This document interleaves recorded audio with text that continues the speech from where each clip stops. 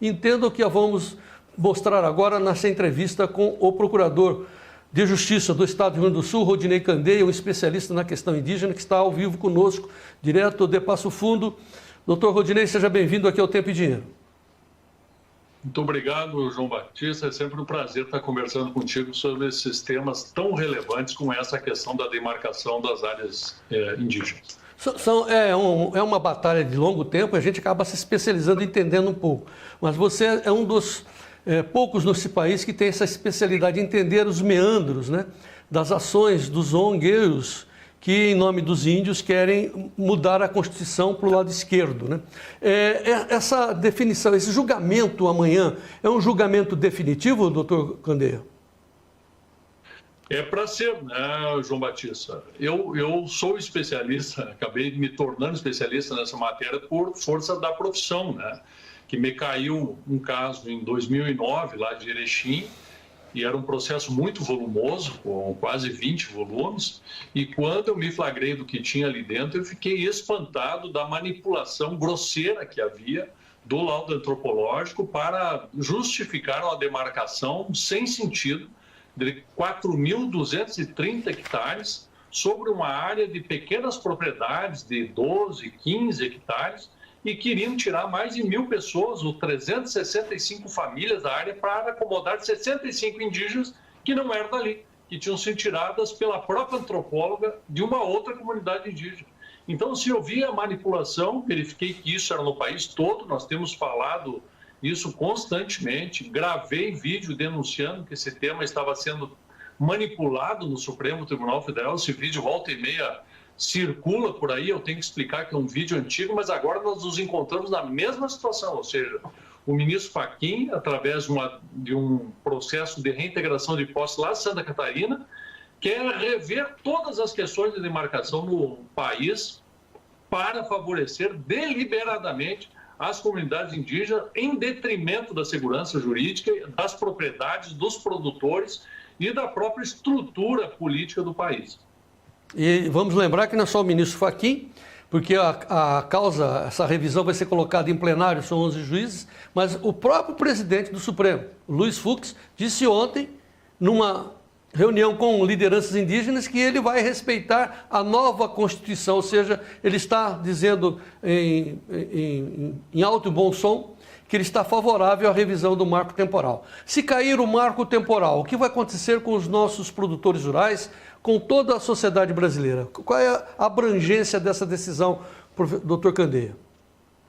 Basicamente, a derrubada do marco temporal é a derrubada do entendimento de que a propriedade é um direito fundamental e que é a garantia das pessoas poderem viver, poderem trabalhar. É praticamente uma revogação da propriedade no país. Qualquer lugar, qualquer casa, qualquer área pode ser invadida com a justificativa de que aquele grupo de interesse tem direito, ou seja, a demarcação, ou seja, a moradia, ou qualquer coisa. Agora mesmo nós estamos vendo um prédio no centro de São Paulo, onde tem consultórios de médicos e dentistas, foi invadido pelo movimento dos trabalhadores sem tetos, dizendo que todas as salas daquele prédio que estiverem desocupadas serão invadidas por aqueles que querem moradia de graça. Pois é. Então, assim, se é necessário ampliar essa frase que o doutor Rodinei acaba de dizer, é o seguinte, que a minha casa, meu mato dentro, a casa do senhor que está nos assistindo agora, seja ele um apartamento, seja ele no meio de São Paulo, na periferia de alguma cidade, um bairro, ou meio estado de Mato Grosso do Sul, vão mudar de donos, passar para as mãos dos índios, se assim a maioria do Supremo decidir amanhã. Essa é a dimensão do problema, doutor Rodinei? Essa é a dimensão. Eu vou me permitir hoje, na nossa entrevista, João Batista, ser um pouquinho mais técnico, né? Mesmo que corra o risco de não ser muito bem compreendido.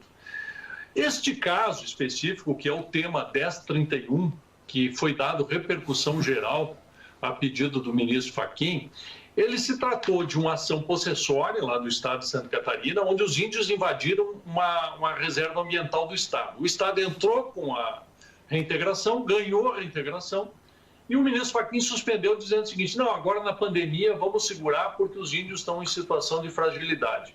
Não bastasse isso, ele disse o seguinte, mas não só isso, vamos suspender todas as demarcações, todas as ações que possam anular demarcações no país inteiro. Não satisfeito, ele ainda disse, e aquele parecer da União que diz o seguinte, que a decisão do Raposa Serra do Sol, que estabeleceu as 19 condicionantes, que estabeleceu o marco temporal para a administração pública, ou seja, ele diz o seguinte, administração pública federal, você obedeça o que o Supremo decidiu. Ele diz o seguinte, esse parecer também está suspenso. E aí o que ele diz mais nesta decisão dele? Que dá e agora ele deu um voto pela revogação do entendimento do marco temporal. Ele diz o seguinte, que já se passaram aí muitos anos, aí desde o julgamento da Raposa Serra do Sol, e que isso não pacificou os conflitos, e que, portanto, merece ser revisado esse entendimento de lá. E porque esse julgamento não teria tido força vinculante, porque houve uma proposta da Confederação Nacional da Agricultura para que houvesse força vinculante nesse julgamento. E o próprio Supremo entendeu que não. E ele, se valendo disso, ele disse o seguinte, já que aquela decisão disse que não teria força vinculante, então agora eu vou propor a revogação e esta revogação ter força vinculante. E ele se declara diretamente favorável a isso. No meu entendimento, com todo respeito, ele não está sendo jurista, ele está cumprindo um papel político pelo qual ele foi colocado no Supremo, que é o de ser advogado do MST, advogado de todas essas pautas da esquerda, né? Porque é simplesmente absurdo o que ele pretende, desdenhando de um julgamento robusto, importante, que foi dado lá no caso Raposa Serra do Sol, e até dizendo, não, essas 19 condicionantes, elas não foram muito bem discutidas. Como não foram discutidas? Foram discutidas com o país inteiro, em audiências públicas, um processo volumoso, com um julgamento público, e ele agora quer rever tudo isso. Muito bem, então assim, o que a gente vê é porque vai afetar a todos. Você que está aí na Bahia, você que está no Mato Grosso, imagine o que vai acontecer com essas terras que você adquiriu de direito. Famílias que estão há mais de 100 anos nas suas propriedades. Eu conheço aí em torno de Passo Fundo, Cacique Doble, gente que está, nossa, é inimaginável, é incalculável o caos que se será instalado no nosso país, nesse exato instante onde as coisas estão agudizadas, certo, doutor Rodinei? João Batista, a manipulação da interpretação dada pelo Fachin ao texto legal é tão grosseira assim, que se eu der alguns exemplos você vai ver. Ele diz assim, não, é função do Supremo Tribunal desvelar as possibilidades hermenêuticas. O que ele quer dizer com isso? Não, eu quero dar uma interpretação diferente do que foi dada até agora. E ele diz o seguinte, é a função do Supremo ser uma corrente contra-majoritária. O que ele quer dizer com isso? Ele quer dizer o seguinte, o país todo, o mundo todo valoriza a propriedade. Eu quero ser contra-majoritário. Eu quero valorizar quem invade terra, eu quero valorizar a perda da propriedade em nome de uma política que não é a nossa. Então, aí... assim, ele vai manipulando as interpretações, né?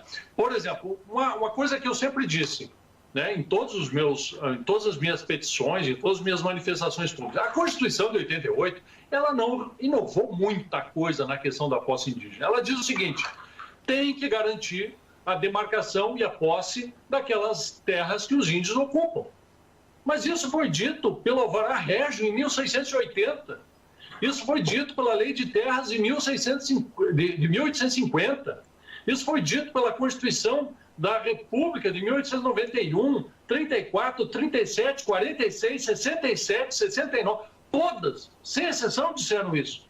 Aí ele vem e diz o seguinte, olha, esse negócio de que a posse tem que ser só na Constituição de 88 é uma mentira, porque o marco temporal não tem que ser esse, porque todas as constituições já disseram isso. Exatamente, todas as constituições disseram que para demarcar tem que haver posse permanente e tradicional ao tempo em que for pedida. Ou seja, se não tem posse, como é o caso de todas as demarcações que estão pedidas aqui no Rio Grande do Sul, estão querendo quase 100 mil hectares e atingir quase 4 mil famílias. Então, eles, assim, nenhuma tinha índio, nem em 88, nem em 69, nem em 67, nem em 46. Não tinha, faz 100 anos que não tem indígena aqui, nesses locais. Aí ele diz o seguinte, não importa nada, o que importa, na verdade, é que os índios algum dia tiveram aí. Volta aquela velha tese que foi vencida da posse memorial. Vou te citar, me permitindo estender um pouco, vou te citar mais um exemplo. Ele transcreve um texto do José Afonso da Silva, né, que é um constitucionalista famoso nosso, dizendo a respeito da posse dos indígenas, a posse memorial. Pois bem, o José Afonso da Silva foi vencido na Constituição de 88, quando estava tendo essa discussão. A tese dele foi vencida. Todos os parlamentares que estavam lá, por exemplo, Nelson Jobim, diz o seguinte, não prevaleceu o entendimento do indiginato do José Afonso da Silva. O que prevaleceu foi da posse contemporânea à Constituição. Ponto. Então, por que não está pacificada, desde o julgamento Raposo Serra do Sol, porque o Supremo, porque o Ministério Público Federal, porque as ONGs, porque vários sempre resistiram à pacificação e ao entendimento dado pelo próprio Supremo Tribunal Federal e sempre estão manipulando para tentar revisar esse entendimento e causar um caos aí em toda a sociedade brasileira. É disso que se trata, porque assim, com todo respeito ao seu conhecimento jurídico, professor Candeia, a gente vai ter amanhã uma nova etapa dessa discussão infindável de vai para cá, vai para lá, vai para cá, vai para lá. O que interessa ao povo brasileiro, traduzindo tudo isso que está sendo debatido lá no Supremo, é olhar pela janela, abra a janela, o doutor Fachin tem esse dever de olhar pela janela e ver que hoje, conforme diz aqui o Mário Klein, o Brasil tem uma extensão territorial de 851 milhões de hectares. E as terras indígenas, já de posse dos indígenas, já são 117.377 mil hectares, ou seja, quase 14% de todo o território nacional já é destinado aos índios. Tem muita terra nas mãos dos índios e assim deve ser, já está consolidado, já está confirmado, eles têm 14% do território com as suas aldeias, com as suas reservas. E aí o doutor Fachin tem que abrir a janela e ver que o restante do país que produz 63% das terras brasileiras são protegidas e somente 7% das terras brasileiras são dedicadas, por exemplo, à agricultura de soja, que garante essa paz, essa pujança. Ele tem que olhar pela janela e dizer assim, caramba, essa decisão de amanhã vai provocar um caos no país. Ou ele quer exatamente isso, doutor Rudinei Candeia? Veja bem, ele cita no voto dele as manifestações da PIB e do CIMI, né? E diz, olha, conforme a PIB é a Associação dos Índios do Brasil, não sei o que, ali é aquela que é tocada pela Sônia Guajajara, casualmente foi candidata a vice-presidente do Boulos, que é o mesmo que quer invadir o prédio lá em São Paulo. Entendeu? Todos eles, na verdade, o que eles querem com isso, João Batista, é a revogação da propriedade. É a proposta política deles, é o regime totalitário, é a estatização da propriedade privada. Bom, é isso. Aí ele cita os dois, a PIB e o CIMI, e diz o seguinte, olha, segundo eles informam, já tem 1.200 áreas demarcadas, mas ainda restam 829 demarcações. Todas demarcações fraudulentas e áreas que não são tradicionalmente indígenas. Ele está determinado a cumprir a política e o papel pelo qual ele foi colocado no Supremo Tribunal Federal, que é dar vazão a essa política totalitária e absolutamente legítima. Outra coisa que ele diz que não, porque o direito à demarcação é um direito fundamental dos indígenas. Não é. Direito fundamental são aqueles elencados no artigo 5º da Constituição Federal, e não está lá, está no 231. Esses são os direitos fundamentais e que um dos primeiros a ser referido é a propriedade. Porque a propriedade é a pacificação dos conflitos.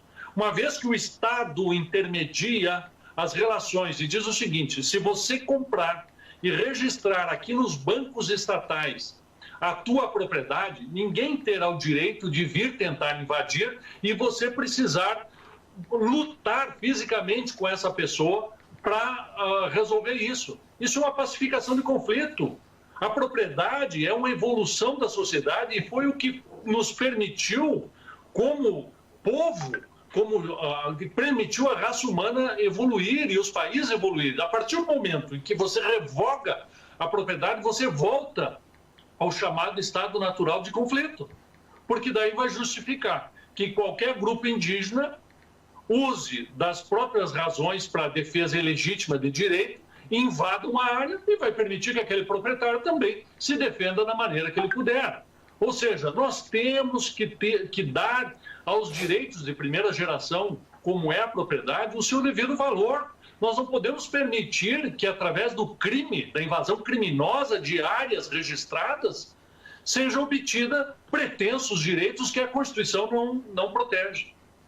O Mário Klein reforça dizendo o seguinte: João Batista, doutor Candeia, as terras indígenas são quase 14%, enquanto que toda a terra agrícola brasileira tem apenas 7,6%, menos de 8%, 14,8%. E eles querem mais. Também lembrando uma frase da Marília Naves aqui, dizendo o seguinte, que está todo mundo achando que lá em Brasília, aqueles índios estão acampados para participar da manifestação do dia 7. Não! Ledo e Ivo engano, eles querem pressionar o Supremo amanhã ou querem dar uma fachada de apoio para o que vai ser decidido amanhã no Supremo, se concentrando lá na Praça dos Três Poderes, acampando num enorme acampamento que a gente sempre se pergunta, mas puxa vida, quem que está organizando isso? Quem está dando dinheiro para isso, hein, doutor Candeia?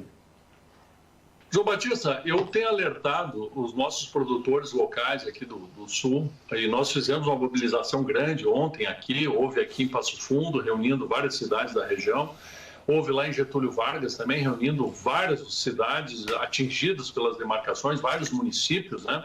E eu tenho alertado que esse pessoal é muito organizado, tem muito dinheiro à disposição, a própria PIB, por exemplo, o Fachin cita a PIB e CIMI. O CIMI, ele foi reconhecidamente envolvido na promoção de demarcações, possibilitando transferência de indígena, transporte, estrutura. A PIB, essa aí, recebe dinheiro da Fundação Ford dos Estados Unidos. A Sônia Guajajara vive viajando pelo mundo, patrocinada pelos grandes grupos norte-americanos. Isso é uma guerra geopolítica que envolve interesses totalitários de um lado e financeiros de outro. Então, que legitimidade tem essa gente? E aí eu te pergunto isso que tu citou. Você verificou que nesses acampamentos que tem lá na Esplanada, as barraquinhas são todas iguais, tem um monte de ônibus, estrutura. Quem é que paga essa conta? É indígena? Não, isso aí não é indígena. Quem paga essa conta aí é o grande capital financeiro internacional, são as ONGs. E talvez até dinheiro, né, que foi desviado durante os governos do PT. O que podemos fazer, doutor Rodinei Candeia? Porque aqui tem até assim, frases dos nossos amigos lembrando que o Gilmar Mendes poderá voltar a nosso favor, uma vez que ele tem grandes áreas, extensões de terra lá no Mato Grosso. Então ele também será atingido, claro que ele vai decidir olhando para dentro, né? Olhando para o seu umbigo. Agora, doutor Rodinei Candeia, parece-me que a nossa derrota será cachapante, né? Tem um cenário de derrota, de alteração do marco temporal para nosso desespero, para nossa infelicidade. Ou eu estou enganado? João Batista, você sabe, eu sou procurador de Estado e não necessariamente teria que estar envolvido nessa discussão que é mais política, né? Mas eu acho de uma importância vital para nós essa discussão sobre os direitos fundamentais, sobre a estrutura de Estado e que país nós queremos para nós. Né? Então, assim, eu venho alertando que há essa manipulação do Ministério Público Federal, de ONGs, que utilizam os indígenas, desindígenas mal intencionados, que aqui no Sul, por exemplo, eles querem essas demarcações para arrendar terras, isso é verdade também. Então, assim, há uma estrutura toda montada, política e de interesses até mesmo mesquinhos, para revogar isso e causar o caos no nosso país. E nós temos que resistir, e nós temos que denunciar, e nós temos que nos mobilizar. Por exemplo, eu convidei até numa entrevista contigo aqui que os sindicatos, que as associações de produtores entrassem no processo. O pessoal acolheu a sugestão, João Batista, e entrou com o Amigos Curi lá. Sabe o que o Fachin fez? Ele negou 80 pedidos de ingresso no processo. E nós temos lá 50 ONGs. Por exemplo, nós temos aqui a Associação Indígena do Passo do Forquilha, aqui de Sananduva, que entrou no processo. E a Associação dos Produtores Atingidos pela Demarcação não foi aceita. Que equilíbrio é esse? Que juiz é esse?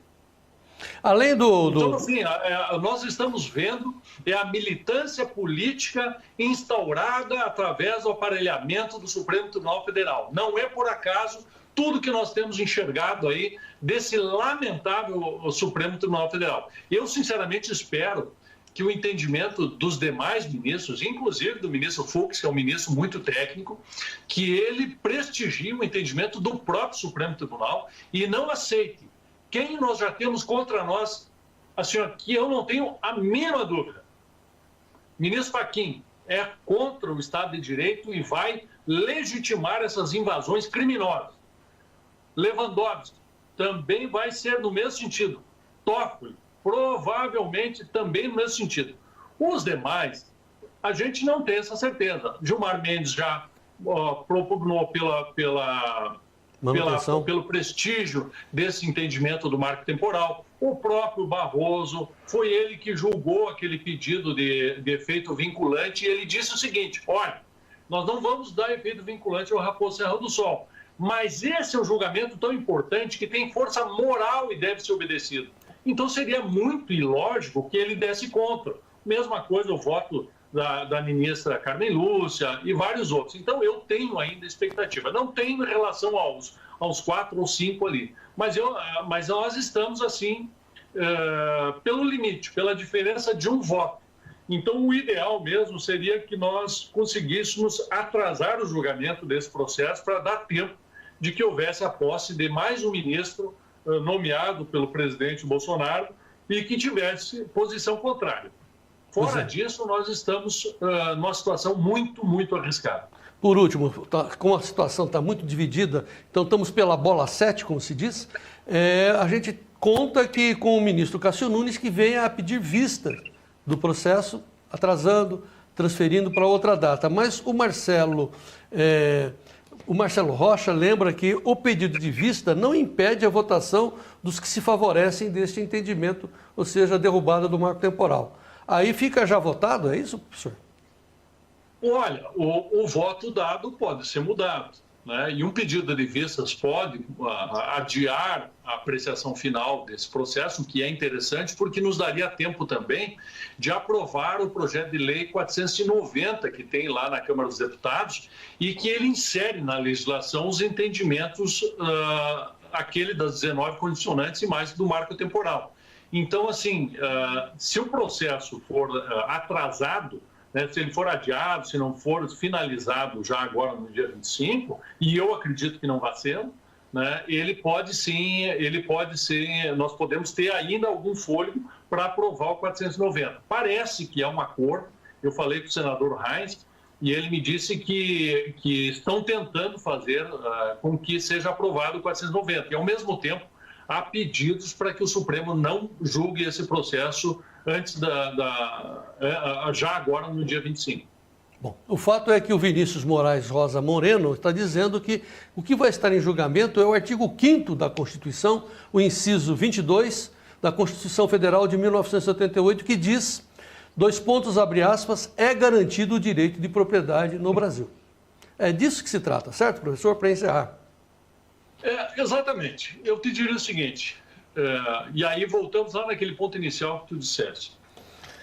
A estrutura do Estado brasileiro, do Estado moderno de qualquer lugar, não é compreensível que alguém que tem um título dado pelo Estado, legitimamente, com mais de 100 anos, com 80 anos, com 120 anos, alguns casos de 200 anos, ele seja simplesmente revogado porque alguém invadiu esta área violentamente, usando de violência, e disse o seguinte: não, isto aqui algum dia já foi terra indígena, para, em tese, proteger o pretenso direito dos índios melhorarem de vida.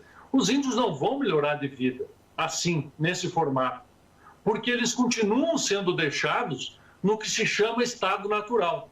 E o estado natural, diferentemente do que essa gente acredita, o estado natural é a miséria e a violência. Então, assim, o que está em jogo é uma concepção de Estado, de país. E se nós aceitarmos que hoje a propriedade dos pequenos produtores seja invadida, seja perdida para demarcação, sem direito à indenização, amanhã serão as nossas casas. nós perderemos o direito a ter as nossas casas, a ter as nossas propriedades, como já se pretende fazer, por exemplo, em São Paulo. Ok, doutor Rodinei Candeia, muito obrigado pela sua participação, pelo seu carinho, pela sua dedicação ao país. Estamos à sua disposição. Esperamos não precisar ter a sua presença novamente aqui, porque isso não vai ser levado adiante e tal.